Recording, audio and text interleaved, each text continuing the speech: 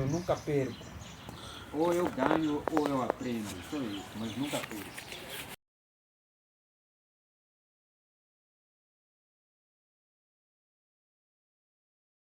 Olá a todos, sejam bem-vindos a mais um vídeo aqui no canal Verde Moçambique. Meu nome é José. Hoje eu estou aqui para falar sobre morango. Então, podem ver aqui que tenho dois canteiros. Tenho este canteiro aqui à direita, que é o canteiro que está mais sujo, como podem ver, está cheio de folhas aqui espalhadas. E isso, de certa forma, é intencional. Então, temos esse canteiro aqui que está mais sujo. E temos este outro canteiro que está aqui à nossa esquerda, que é o canteiro que está, digamos, mais limpo. Então temos um sujo aqui, temos este outro canteiro deste lado que está limpo.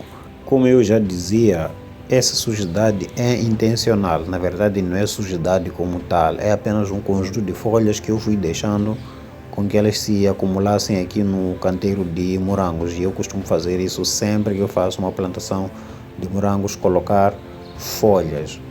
A importância dessas folhas, né? Pode ser um outro tipo de material, mas eu costumo usar folhas, há quem usa palha.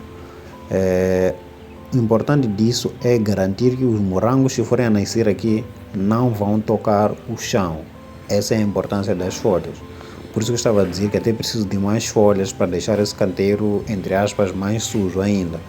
Porque eu praticamente devo cobrir toda essa área ao redor de cada um dos pés de morango, de modo que cada morango que nascer ali, né, não entre em contato com o solo, porque quem já planta morangos que eles ficam a tocar o solo, eles ficam a tocar a areia aí, já deve ter visto que eles sempre apodrecem por causa disso. Então essas folhas evitam que o morango apodreça ao entrar em contato com o solo.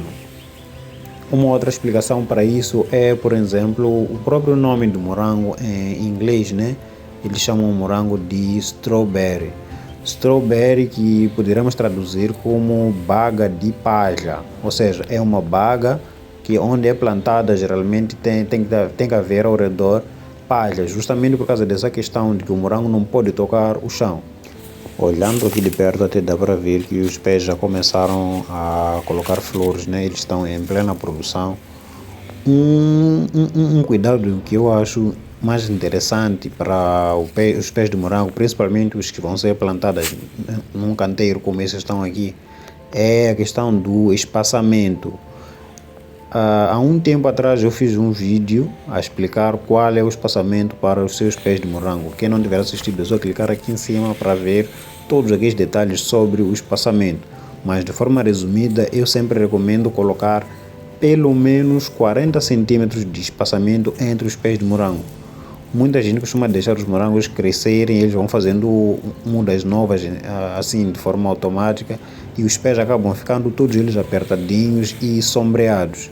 Depois eles reclamam que os pés deles não produzem, ou quando produzem dão morangos pequenos, ou quando dão morangos depois eles ficam acastanhados e começam a rachar, dentre vários outros problemas. Então, colocando um espaçamento de 40 centímetros, né? Foi uma experiência que eu fui testando aos poucos até chegar a essa medida e eu acho que nessa medida as coisas funcionam, porque o pé de morango ele costuma ocupar com o seu um diâmetro, né? Usando as suas folhas mais ou menos, um diâmetro de cerca de 30 a 35 centímetros. E depois disso ainda tem as suas flores que costumam também sair em forma de, digamos, pequenos fios que às vezes eles ramificam e acabam também cobrindo mais ou menos essa área. Então 40 centímetros é um espaço suficiente para a planta ter as suas folhas bem abertas para poderem captar a luz solar e também para haver um espaço mínimo entre duas plantas vizinhas, de modo que o ar possa circular como deve ser e não haja excesso de umidade nos seus morangos. Saiba que podemos fazer mudas de morango através de separação, através de estolões e também podemos fazer as mudas através de sementes. Então temos esses três métodos aí de fazer mudas de morango. Essa é mais uma dica, atenção. Temos mais três formas de fazer mudas de morango, mas a mais frequente costuma ser através dos estolões. O que são esses estolões? Os pés de morango normalmente eles crescem durante certa parte um certo período do ano, e depois chega uma fase em que eles começam a emitir, digamos assim, fios, né? Pequenos fios que vão formando novas mudas. Esses fios são os tais estolões. Podem ver aqui que eu segurei um deles, que basicamente saía dessa planta e formava uma nova muda. Sempre que esse fio toca no chão, ele forma uma nova muda. Não é qualquer parte desse fio, né, desse estolão que forma mudas, mas em princípio você tem que entender que sempre que ele vai tocando o chão, né, ele vai formando raízes e novas mudas. Aí depois você deixa ele continuar durante algum tempo, ele vai formando um certo conjunto de mudas, depois você vem e corta esses estolões para separar uma muda da outra. E assim você tem novas mudas de morango. Muita gente costuma deixar esses estolões com as mudas novas tudo junto, né? Eles acabam fazendo um emaranhado de plantas, que é o que acaba fazendo aquele sombreamento que eu havia explicado momentos atrás. Então é isso que eu quero que evitem, né? Ou passem a ter um espaço só para a produção de mudas e um outro espaço para a produção de morango como tal. Porque aqui, do jeito como elas estão apertadas, elas primeiro competem por nutrientes. Podem ver que as folhas estão sempre pequeninas aqui e os frutos não crescem lá muito bem. Então, deixem assim para fazer as mudas, mas quando quiserem ter a produção ou quando perceberem que estão próximo do tempo de produção, separem as mudas, façam um canteiro como eu fiz aqui, né, com um espaçamento adequado, e aí vocês terão uma produção boa. Cada planta terá espaço, terá a quantidade de nutrientes suficientes para si, sem que haja necessariamente uma competição. A última dica seria quando fazer a renovação dos seus pés de morango.